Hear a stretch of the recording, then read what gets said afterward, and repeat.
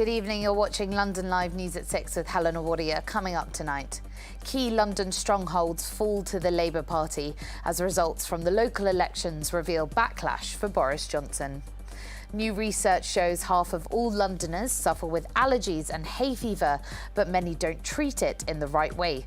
We'll have advice on how best to cope with the summer months. We'll have an update on London's weather as well in the next 10 minutes. Plus, could you score a penalty against a Premier League goalkeeper? We gave it a shot against Watford's #1 Ben Foster. Find out how we did a little later on. And a play from the brains behind hit TV series Dr. Foster. We'll be hearing from the cast of a new West End show starring Jay Danuka and Bridgerton's Jonathan Bailey.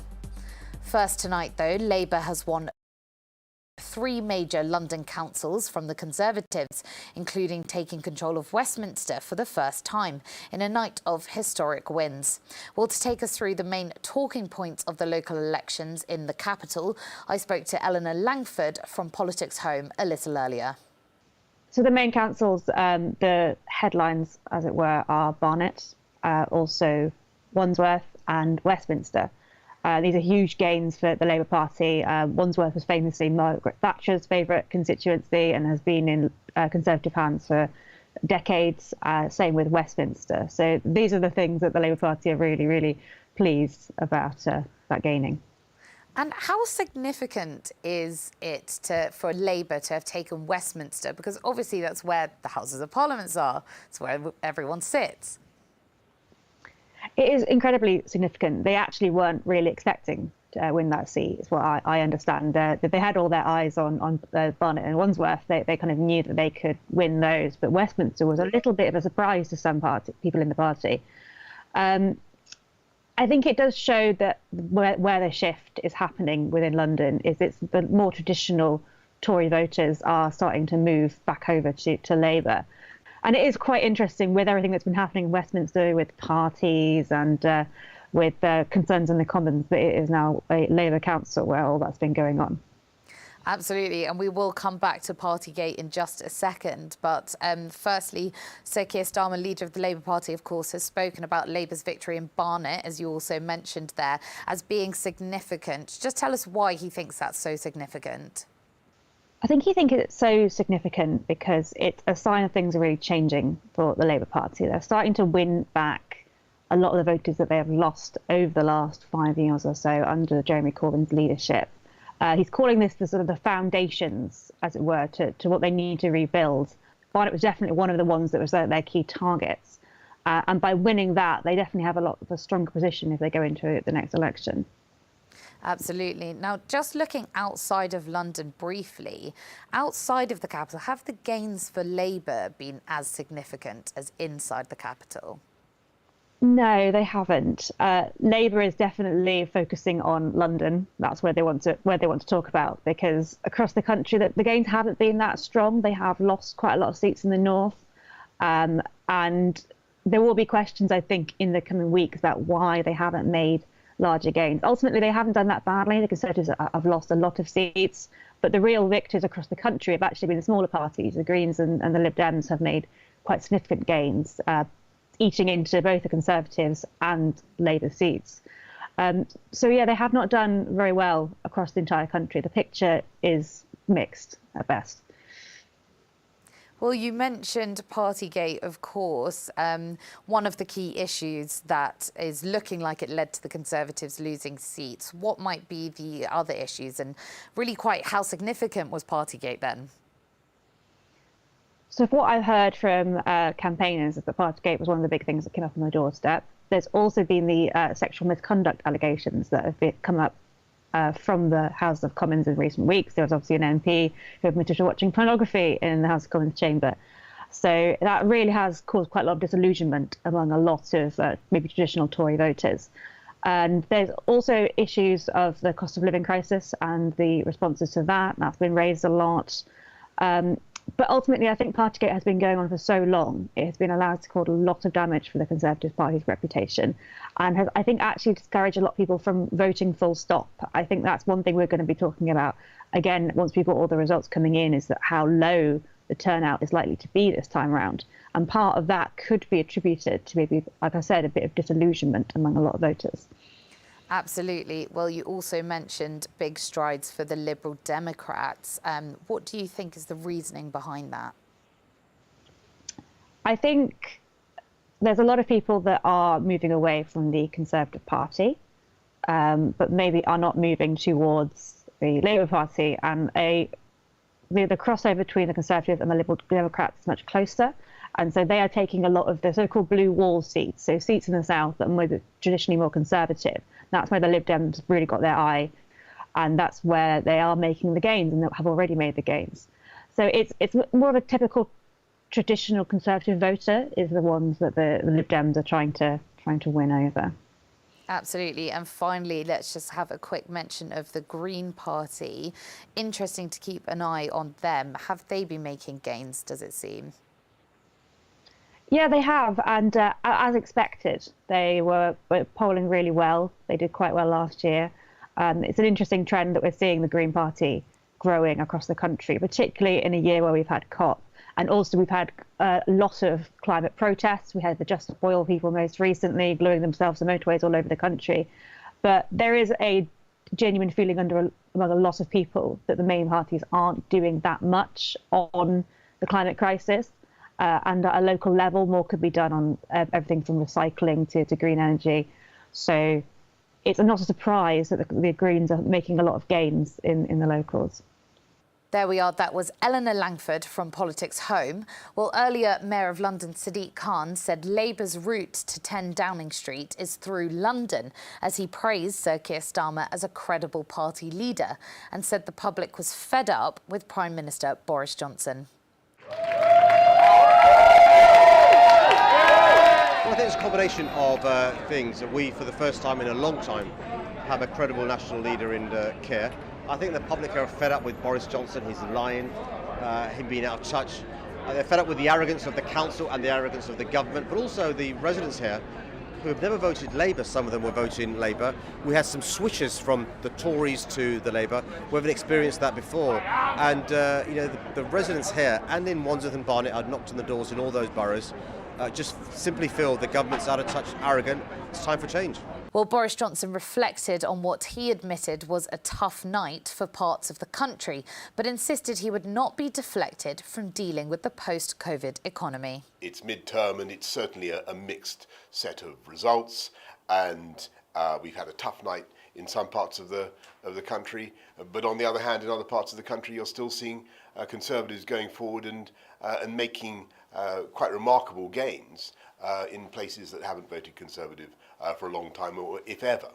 And so, leaving aside the commentary, the big lesson that I take from this is that this is a message from voters that what they want us to do, above all, 1, 2 and 3, is focus on the big issues that matter to them, taking the country forward, making sure that we fix the post-COVID economic aftershocks, get us all through COVID, through the economic aftershocks in the way we got through COVID, fix the energy supply issues. That's where the inflationary spike is coming, and keep going with our agenda of high-wage, high-skill jobs.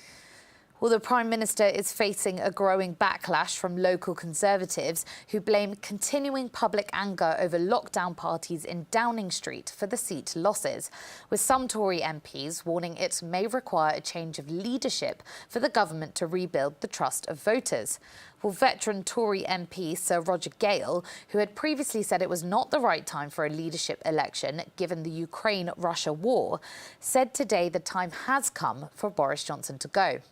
Meanwhile, Labour leader Sir Keir Starmer was met with cheers as he visited councillors and campaigners in North London earlier. Speaking in Barnet, where the Labour Party gained a previous Conservative stronghold, Sir Keir said the night proved astonishing results for the Labour Party. The trust that we're rebuilding, that's putting us on the road to number 10, on the road to that general election. Yes. That change this last 2 years has been really hard for us as a party, but we've done it. We've built those solid foundations. We've won here in Barnet. We've won across London. We're winning from coast to coast. And I just want to say a massive thanks to all of you for your very special part in that here in Barnet. It's brilliant to see you on a brilliant morning. Well, that was Sir Keir Starmer there, and Durham police have said that the Labour leader is to be investigated amid allegations he broke lockdown rules last year when footage emerged of him drinking a beer with colleagues in April 2021 during campaigning for the Hartlepool by-election. A police statement this afternoon said their previous assessment as to whether COVID-19 regulations had been breached concluded no offence had been found. However, following significant new information, they have reviewed their position and will be investigating. On to sports now, and we're nearing the end of the Premier League season, and it's still all to play for in the race for Champions League qualification. Will Arsenal still occupy fourth spot and host Leeds on Sunday at 2 o'clock? Fifth place Tottenham will be hoping to put pressure on their North London rivals and leapfrog the Gunners in the table on Saturday evening.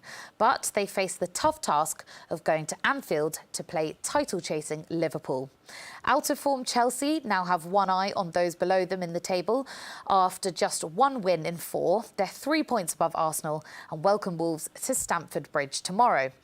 And for the other London sides in action, Brentford host Southampton and Crystal Palace welcome Watford to Selhurst Park as they aim to end the season strongly to secure a top half finish.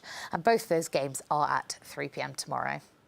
Right, time now for a check on the weather.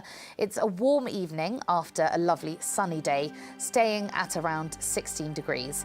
That continues overnight with lows of 13, and it's much of the same in the morning, starting at around 14 degrees.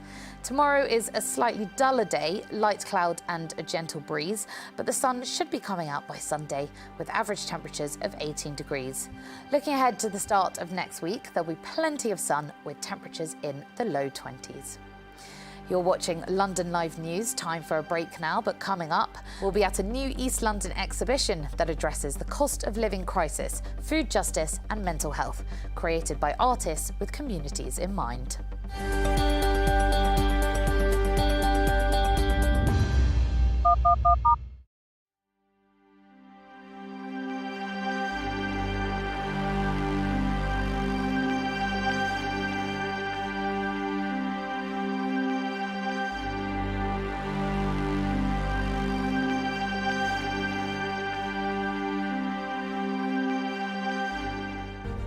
From breaking news to headline events, the latest trends and places to be. You can now keep up to date on daily life in London across London Live's social platforms. Start the day with an update on the travel and weather, and know what's on around the city and what's being seen by others. With stories from London Live's team of reporters and your videos of the news moments that matter. Minute by minute. That's London Live News on Twitter, Facebook, Instagram and more. Find us at London Live.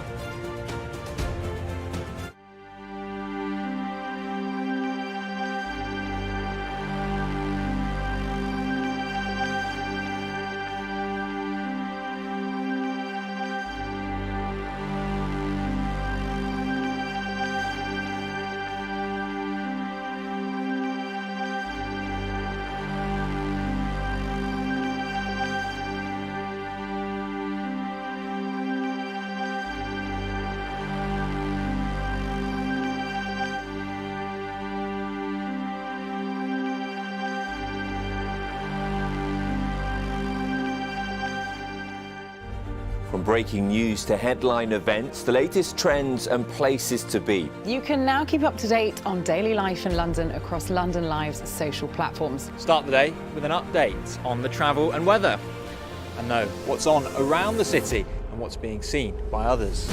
With stories from London Live's team of reporters and your videos of the news moments that matter. Minute by minute.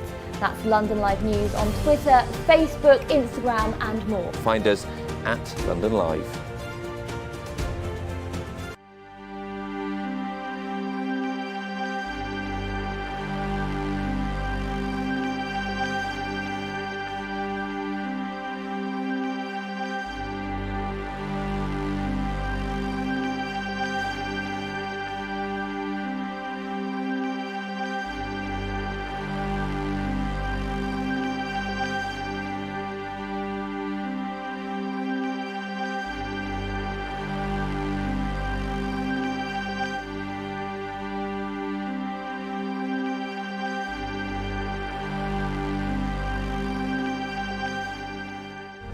From breaking news to headline events, the latest trends and places to be. You can now keep up to date on daily life in London across London Live's social platforms. Start the day with an update on the travel and weather, and know what's on around the city and what's being seen by others. With stories from London Live's team of reporters and your videos of the news moments that matter. Minute by minute. That's London Live News on Twitter, Facebook, Instagram and more. Find us at London Live.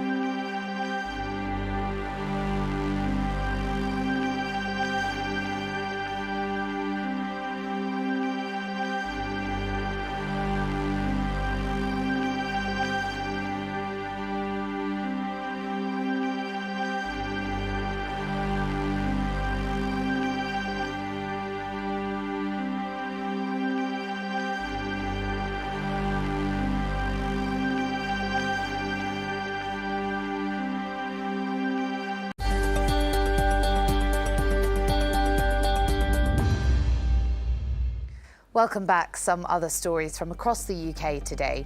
New figures show the number of refugees arriving in the UK under Ukraine visa schemes has risen by more than 10,000 in just over a week. Over 37,000 people had arrived in the UK under the schemes as of Tuesday, according to government figures published today. This is up from just over 27,000 by last Monday. The latest figures show the number of people who have received visas and are reaching the UK is growing, but around 6 in 10 have not yet arrived.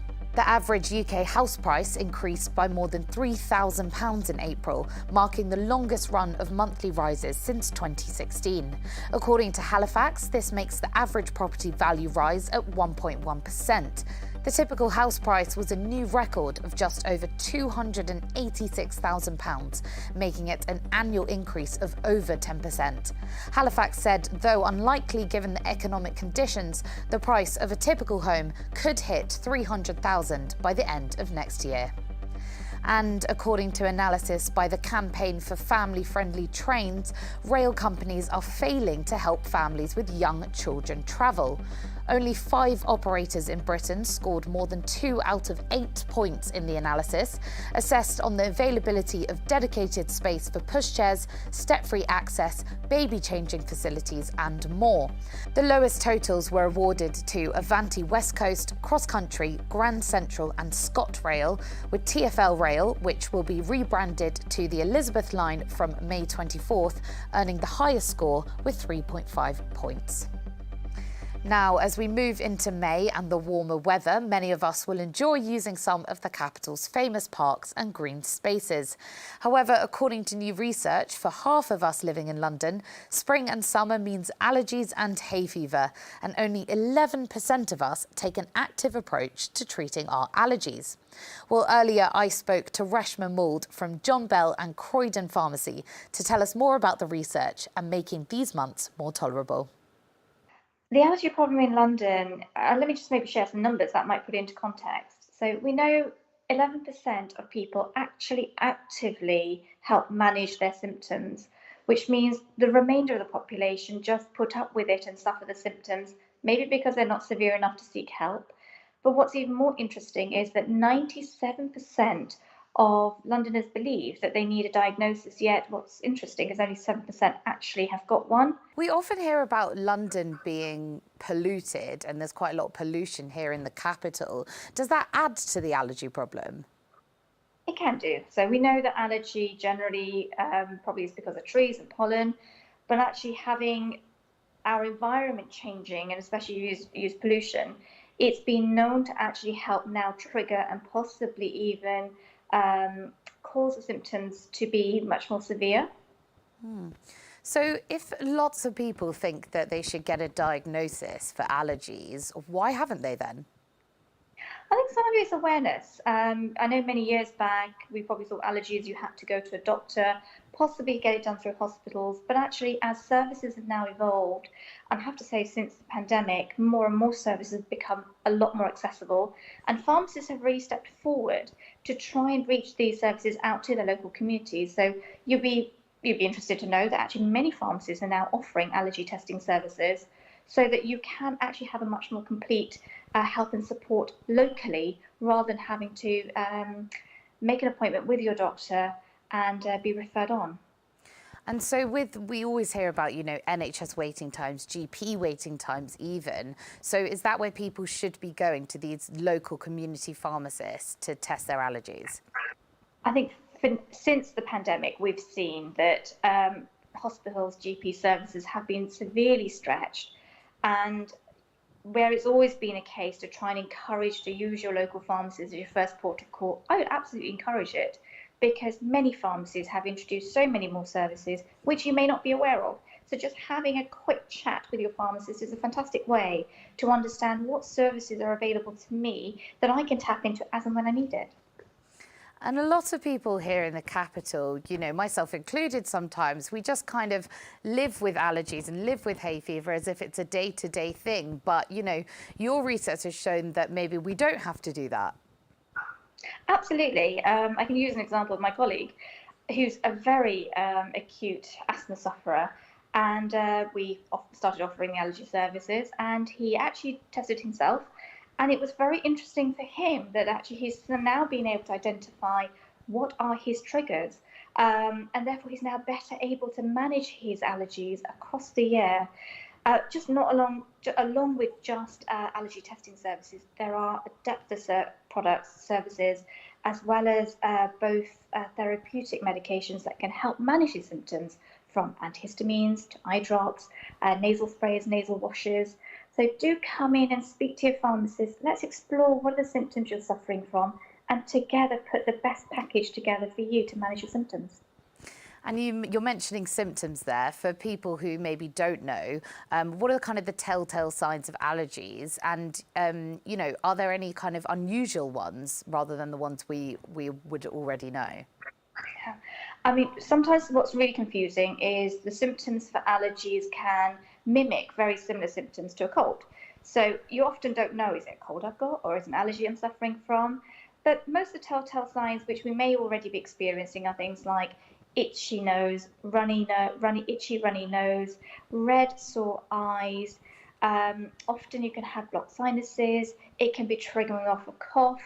So what I would recommend is come in, speak to a pharmacist so we can help you to identify which of those symptoms are probably more classic for an allergy, and then eliminate that it could be a cold. That was Reshma Mould from John Bell and Croydon Pharmacy. Now, as the cost of living crisis continues to affect people across the UK, a timely public art project is addressing what they call food injustice at an exhibition in East London. Trellis, organised by UCL, sees artists work together in collaboration with London communities and researchers to explore the issues that matter most to them. As well as exploring ways to work towards food justice, the exhibition explores the refugee experience and mental health. I'm really excited to present this exhibition to audiences, and what I'm hoping to see them come in is discover immersive playgrounds where they can touch and feel an awful lot of the exhibits themselves. There's much less of that idea of do not touch, because actually this work is made by communities and for all of the audiences to enjoy. We will have enlivening events throughout the exhibition, so there will be a UK Food Network working with another provision and coming in and providing food that actually to eat from some of the exhibits. There's an invitation to come and touch and rearrange objects, to learn some ideas about AI and categorization. And then we have a cocoon that's been creative, again an immersive experience with light projections and sound and even soft robotics creating a breathing wall of the cocoon. And that's been working with a group from Code Your Future, which is a charity specialising in working with people refugee status and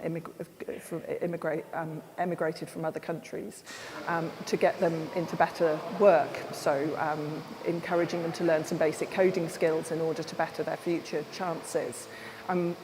There is also fantastic, beautiful photography that's almost makes you want to walk up and touch it. And again, you're allowed to do that in this exhibition.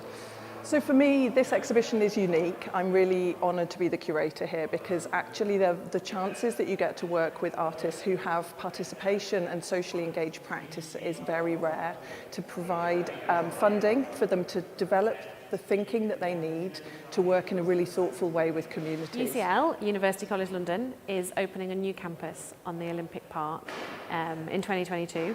It's one of the things that we feel really strongly about is that campus is embedded within our local community. So work has been going on in the community around our new campus since 2013, and as I said, we opened in 2022, so that's 9 years of work. And the idea is that we want to work with our communities the local communities as much as possible. This exhibition is part of that. So this exhibition, Trellis, is the third exhibition that we have run in the Trellis series. And all of them, the idea is that we work with artists majority of those artists are based locally. They are part of our local community. But also all of the projects work with a researcher from the university, a local artist, and then local communities as well. So all of the artworks in this gallery have engaged in some way in the creation, in the ideas making, in the exhibition itself with different communities, and those communities are incredibly diverse. And for us that's really important because the whole point of this engagement is not just for us to be seen as a good neighbour, but actually we believe as a university that we don't hold all the knowledge. There is knowledge within our communities, there's knowledge held in different ways, held about different things, and so that's why it's so important for us that researchers and our students talk to different people. They learn in different ways and they can see the lived experience, hear about different stories from people who live locally. You're watching London Live News with Helen Awadia. A reminder of our top story coming up after the break. Plus, could you score a penalty against a Premier League goalkeeper? We gave it a shot against Watford's #1 Ben Foster as he told us more about his career and his new podcast. Find out if we got the goal after the break.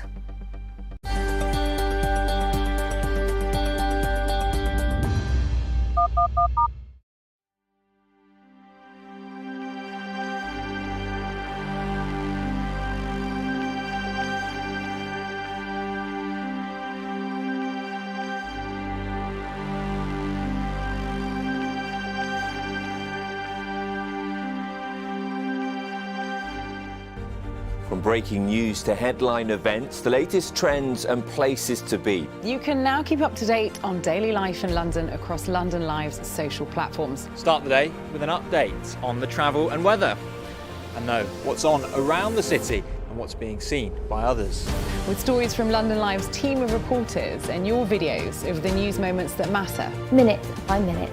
That's London Live News on Twitter, Facebook, Instagram and more. Find us at London Live.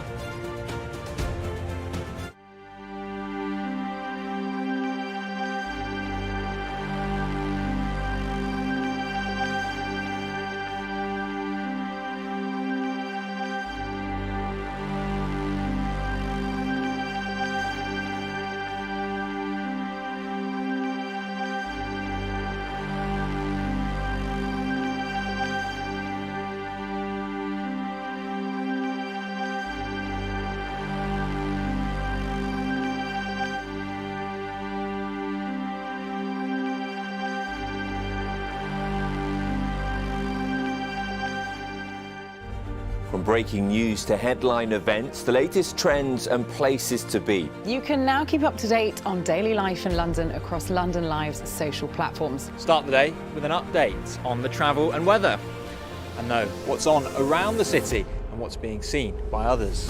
With stories from London Live's team of reporters and your videos of the news moments that matter. Minute by minute. That's London Live News on Twitter, Facebook, Instagram and more. Find us at London Live.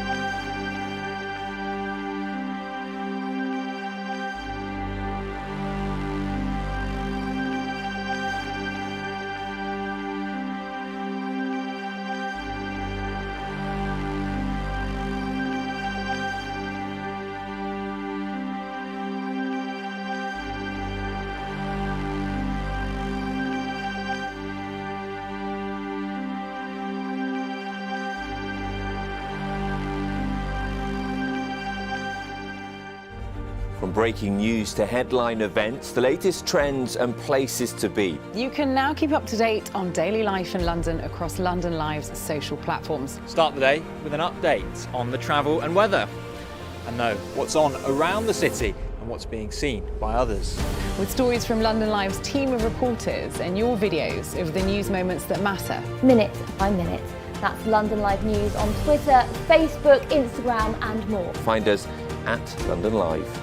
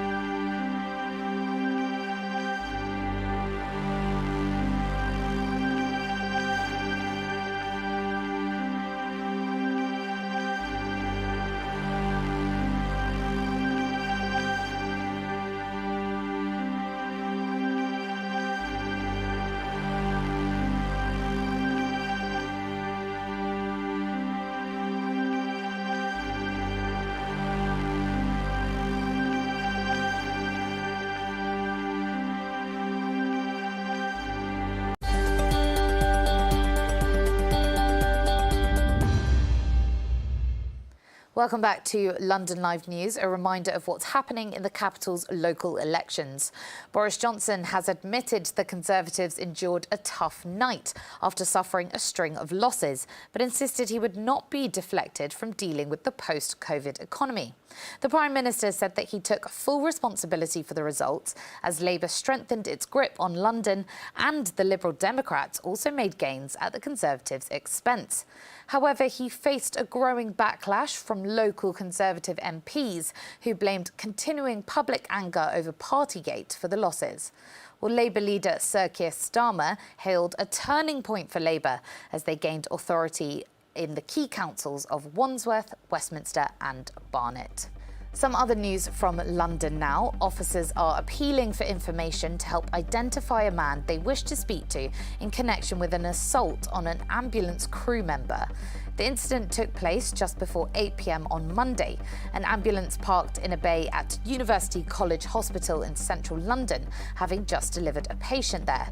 A male crew member who was outside the vehicle was approached from behind by a man who pushed a knife against his back. The victim was able to defuse the situation and the suspect backed away, putting the knife in a bag and leaving the scene. 2 men have been charged with the murder of a father of 3 at a shopping centre in Essex. 29-year-old East Londoner Michael Agua from Raynham died at Lakeside Shopping Centre in Thurrock after he was assaulted in the food court last Thursday. Mohammed Khan from Ilford and Brandon Luchman Singh from Dagenham have been charged with murder and affray. They have both appeared in court today. Figures from the Office of National Statistics show a significant drop in COVID infections in the capital. 1 in 40 people in London are estimated to have had COVID last week, and that's down from 1 in 30 the week prior. Well, just over 8,300 infections were recorded in the capital in the past 7 days.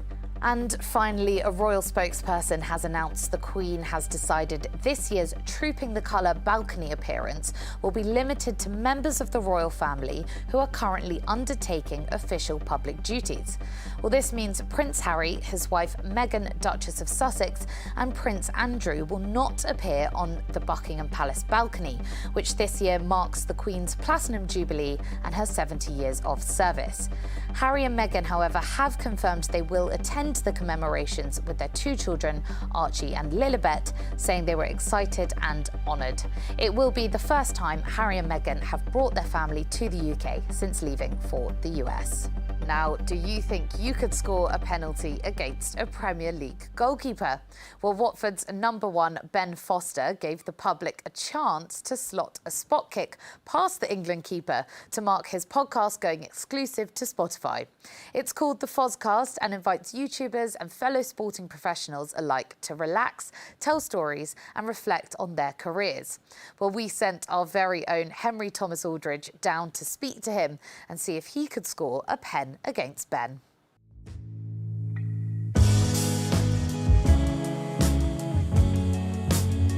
It's just like a bit of a launch event, really. It's just nice to come down and see everybody, like I say, get a chance to face some penalties from some people as well. So there's quite a few kids about as well. There's a load of kids on like school tours and stuff like that, so they're all buzzing as well. They've got to see all, which is quite nice. I heard one kid over there thought you were Cristiano Ronaldo. How's that make you feel? Mate. I would take that all day long, all day long. I'm going to live with that one forever, buzzing. So let's talk about the podcast. Why did you start doing it in the first place? Because when you started, not many footballers had done one. It was just, do you know what? Obviously, off the back of the Cycling GK, the YouTube channel, we had met so many people in that space anyways that we thought, do you know what? Just something different. Do you know what I mean? Footballer doing a podcast with other sports people. They might be YouTubers, they might be actual footballers. Yeah, we started it up and it just went from strength to strength. We found that we've actually really enjoyed doing it. At the end of the day, you're just talking for like an hour and a half. That's all you do. Like, imagine that, just talking for an hour and a half. And that's what it is. You get to find out some interesting facts and figures about these people, and long may it continue. So what are some of those stories? What's your best one that you've heard on the podcast? Oh God, that's a really good question. Put you on the spot. Yeah, you have put me well on the spot. I've got to say, we had Aaron Ramsdale on. It was probably about 4 or 5 months ago. But not necessarily one individual story, even though he had many of them. Honestly, he had loads of stories. Like, he had played at Leeds a few weeks earlier, and they were throwing coins at him. So he's in the game and they're just chucking pound coins at him. Pound coins, like not just like 2p's or something, actual pound coins. He said at the end of the game, like he went around and collected them all over. 17 quid he had collected, 17 pound. Gave it to the kit man, he was buzzing. The kit man was over the moon kind of thing. But I think just talking to Aaron Ramsdale and the way that he approaches not only football but life as well is so refreshing to see, because you've got to remember he's still only a young kid. He's like 23, 24 years old, but he's got the most level-headed, calm outlook on not only football but on life as well, and it was incredible to see that of somebody that age having that ability. Yeah, well now let's talk about penalties. You have the record for the most saves. Joint record. Sorry, yeah. Getting ahead of That's myself. Fine, it's still my record. I'm still at the top somewhere. Well, you have the most saves, joint most saves. Yeah. Now, what is the secret? Is it 50% research, 50% in the moment, or more one than the other? It's a bit of everything, because you have to do your research. If you don't do your research, then you're starting on a bad foot to start with. But I think there's a lot to be said for just going with your gut feeling at that moment in time. Do you know what I mean? You might try and pick up some little tally, he might look in a corner, he might twist the ball. It could be anything. You've got to sometimes go with your gut, all right? The thing is, though, I know when we play, say we played Man City last week, for example, Jesus got the penalty, and the second the penalty was given, one of our players came up to me and went, he puts it to the left. Another player came up to me and said, he puts it to the right. And I'm like, my God, what am I supposed to do with this? So I think a lot of the time, you've got to just go with your gut feeling. Right, just before we get on to some quick-fire questions, what will you be looking out for when I take a penalty? I will be looking out for your body shape, and I'll look at how stiff you look, and you look like you're quite stiff, all right? So if you're stiff, it means that you probably just put it in like the far corner kind of thing. If you're nice and loose, you might be able to open your hips up and wrap your foot around it. So I'll just see how you move and how you walk over there, all right? Well, let's see. Right, well, we'll go for some quick-fire questions. You up for that? Yeah, let's go. Right, okay. So, what would you have done if you weren't a footballer? I wanted to be a policeman. I did. When I was a kid, like the idea of chasing after bad people just really intrigued me. Save a penalty or score a goal?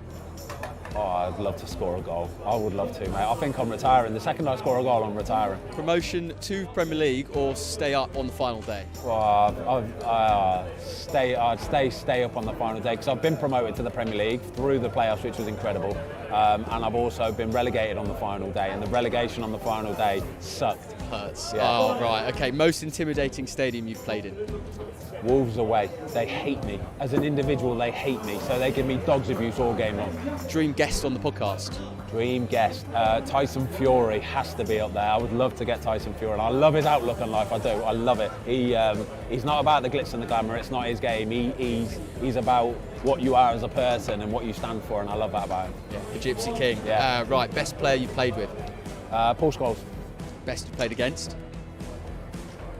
Didier Drogba. Worst career moment? Paul Robertson scoring past me from about 90 yards. It's never nice when another goalie scores past you.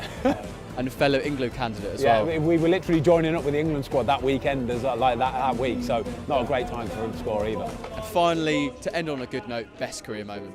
Oh, best career moment is winning the League Cup with Birmingham City against Arsenal at Wembley. Fantastic. Right, now let's go take a pen. Come on then, let's see what you got.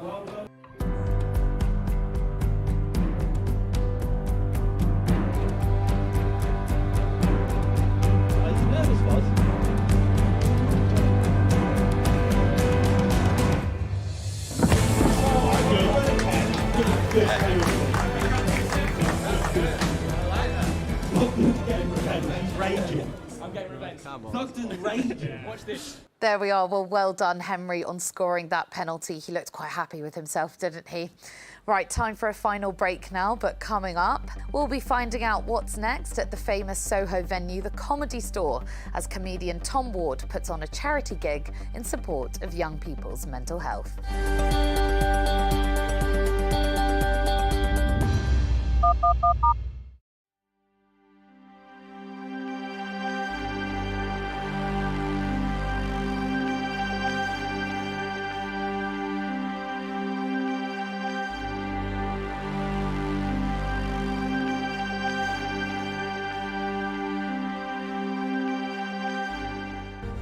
From breaking news to headline events, the latest trends and places to be. You can now keep up to date on daily life in London across London Live's social platforms. Start the day with an update on the travel and weather. And know what's on around the city and what's being seen by others. With stories from London Live's team of reporters and your videos of the news moments that matter. Minute by minute.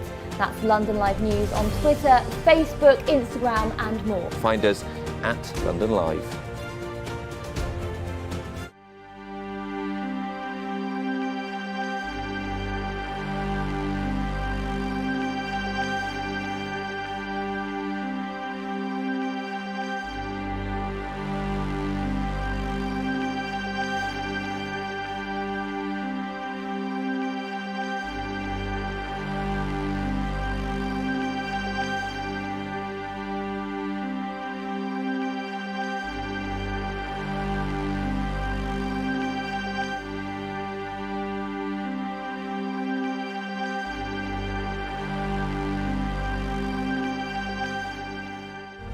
From breaking news to headline events, the latest trends and places to be. You can now keep up to date on daily life in London across London Live's social platforms. Start the day with an update on the travel and weather. And know what's on around the city and what's being seen by others. With stories from London Live's team of reporters and your videos of the news moments that matter. Minute by minute. That's London Live News on Twitter, Facebook, Instagram and more. Find us at London Live.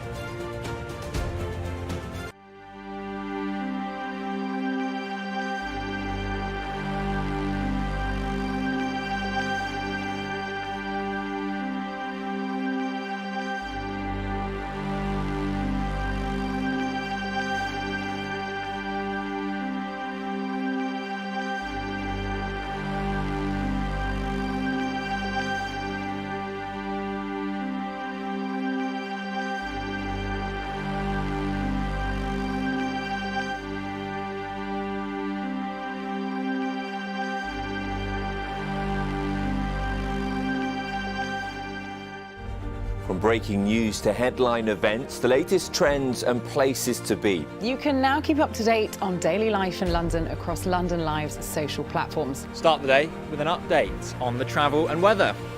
And know what's on around the city and what's being seen by others. With stories from London Live's team of reporters and your videos of the news moments that matter. Minute by minute. That's London Live News on Twitter, Facebook, Instagram and more. Find us at London Live.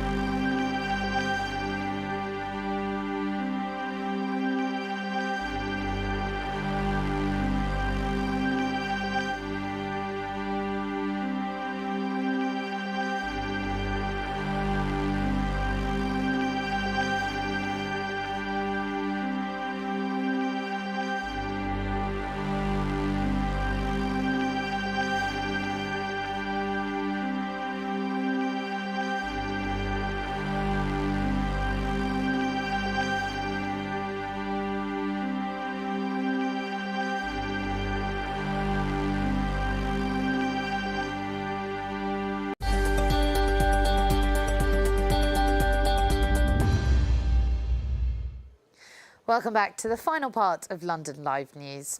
A charity gig in support of young people with mental health problems and at risk of exclusion is coming to the Comedy Store next week.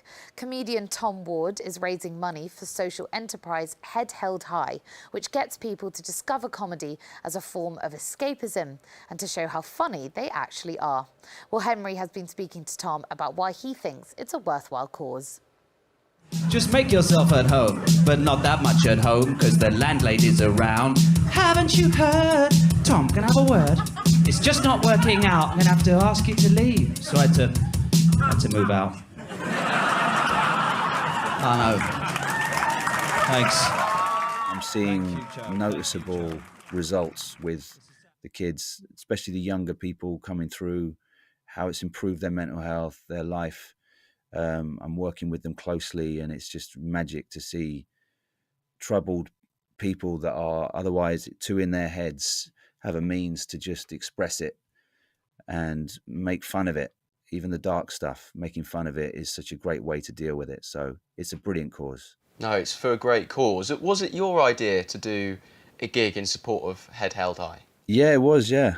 I just thought, because I'm always on the circuit anyway, so I just thought, well, why not? Why not? Let's do an event. Let's be ambitious. Let's do something really stupid, like try and organise a comedy night at the Comedy Store, the best comedy venue in England.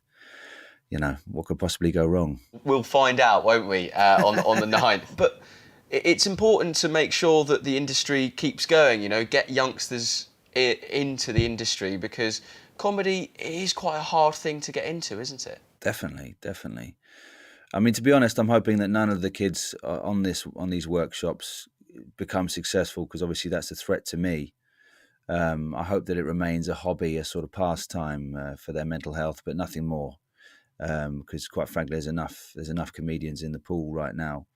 But yeah, no, it is a tough one to get into. It takes years of determination, and you've got to stick out quite a few lonely nights, some pretty bleak train journeys, some pretty harrowing car shares where you come home and you've had a tough gig and the driver's had a great gig, and you got to sit there for 4.5 hours on the way back from Derby, you know, watching them all happy while you're just thinking, why did I say that joke?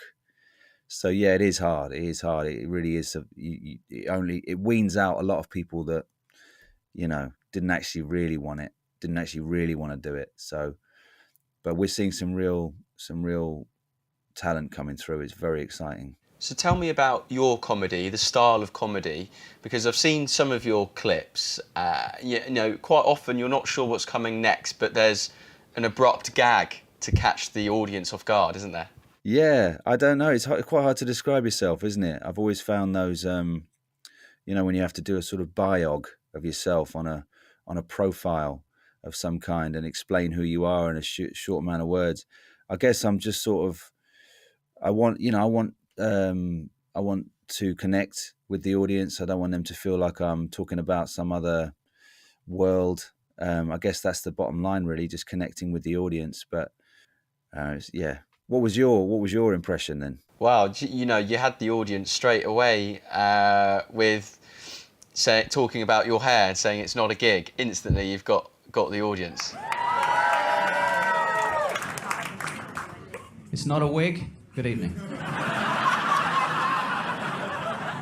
If you've got a distinctive features, you have to mention it. Otherwise, the audience will mention it themselves. You'll get shouted at potentially, or people will just be distracted by you for not mentioning it. So if you've got anything about you that's quite obvious, you've got to say something. So you've had heckles about your hair in the past? Absolutely. In fact, I've turned many of them into jokes for the show because, well, thank you very much. You've given me the information I need.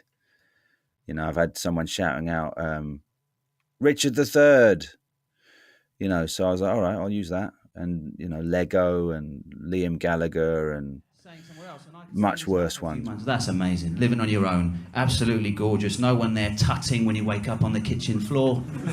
Who else will be performing at the special gig? Dylan Moran, Rich Hall, Finn Taylor and Michelle de Swart. I'm absolutely buzzing, actually, because Dylan Moran I've loved him for years. And Rich Hall, who's been gigging for years, he's, you know, Finn and Rich have both done a lot of TV. Rich live at the Apollo, both of them. Michelle de Swart is an actress as well. She's just coming through on the comedy circuit. It's a very edgy lineup. There's a lot of attitude on that lineup. There's no shrinking violets on this bill, so it's a really exciting lineup. Well, that gig in support of Head Held High is on Monday at the Comedy Store. Now, a revival of a play written by Mike Bartlett, who you might remember as the brains behind the hit TV series Dr. Foster, has opened in the West End. The show stars Bridgerton's Jonathan Bailey as one of the protagonists, a man stuck between two relationships, one with a man and one with a woman. Well, Jade Anuka stars opposite Jonathan in the play and has been telling Alicia a little more. So there's the central character of John that Jonathan Bailey plays, and basically he's in a relationship, long-term relationship with his boyfriend, but they are having a bit of a hard time at the moment. They're a bit on the rocks, and they go on a break. And in that time, he meets this woman called W, which is who I play, and they end up having an affair. They fall in love. They have a relationship. But then John goes back to his ex-boyfriend, but he can't choose because it's all about identity. He's always identified as being gay, and so now he's met this woman that he really likes. So what does that mean for him? And he's trying to decide who he should go with. And then we also meet a surprise character at the end, which is M's father, which is very exciting when he comes in to mix things up. Another plot twist. Playing a character that has a name like W, where does that lead you as an actor? How much information did you have about the character you were playing? Well, nothing. I mean, we've got to get everything from the text, and Mike Bartlett is brilliant. Like, all the answers are in his writing, and he writes it brilliantly and very specifically about where the pauses are, where the gaps are, and where it's overlapped, etc. But yeah, apart from that, you sort of have to bring your own flavor to it. I have to kind of go, this is my interpretation of W, of the woman, and there is something about being the only woman on stage when you are performing in this play. And W kind of makes you kind of go, oh, am I sort of representing women in this story? So it's quite broad, but also it makes it quite a good challenge to kind of go, what side of womanhood, as it were, do I want to show with this character? Obviously, it's written by Mike Bartlett, who you mentioned. Many of us will know him from writing Dr. Foster and many others. There's a dinner party scene in this too, isn't there? There is indeed, yeah. A very, awkward dinner party scene. It's very good. He writes good dinner party scenes, doesn't he? Yeah, he certainly does. The show's also been put on by Marianne Elliott. You must have been pretty confident that this was going to be a hit when you joined the cast. Well, I knew it was going to be good work, and I knew it was something I wanted to be involved in. You never know what people are going to take to, though. But yeah, with Marianne Elliott, Mike Bartlett on hand, and obviously Jonathan Bailey, it's like, it's just going to be something good and something that you really want to be part of. So yeah. It's obviously a revival. Did anything need updating? I think there were a couple of things that we did tweak in rehearsals, just because obviously we've come a long way since 2013, and the conversations are slightly different. And I think also having me in the character of W as a black woman, there were some things that I just picked out, or as a company, really, we were like, okay, let's just make sure that we're telling the right story. We don't want things to ping out that are unnecessary to ping out. We want to be telling the story that we want to be telling. Obviously, you've had a bit of a cast change throughout the run. How have you found adapting to that change during rehearsals and during performances? Yeah, I mean, it's always a challenge, but I mean, that's sort of the kind of the joy of theatre, is that anything can happen and you always have to be ready. And we have, great understudies that I think as well, through COVID and lockdown, understudies have really had to step up, because at any moment, the lead actors can have to isolate. So understudies are amazing, and we've been really lucky in that our understudies has stepped up to the role and is now playing the role of M. which is, yeah, it's brilliant. It's great because you react, you react to what they're giving you, and a different actor, just like we said, my interpretation of W would be different to someone else's. They're different interpretations, and so we adapt to what life gives us, Well, that play is on at the Ambassadors Theatre until the 4th of June. Time for a final check on the weather now. It's a warm evening after a sunny day, staying at around 16 degrees. That continues overnight with lows of 13, and it's much of the same in the morning, starting at around 14 degrees. Tomorrow is a slightly duller day, light cloud and a gentle breeze, but the sun should be coming out by Sunday with average temperatures of 18 degrees. Looking ahead to the start of next week, there'll be plenty of sun with temperatures in the low 20s. Well, that's all we've got time for, but we'll be back tomorrow at 6 a.m. for London's Weekend, a roundup of what to do and see here in the capital. You can also follow us on social media at London Live. From all of us here, have a lovely evening.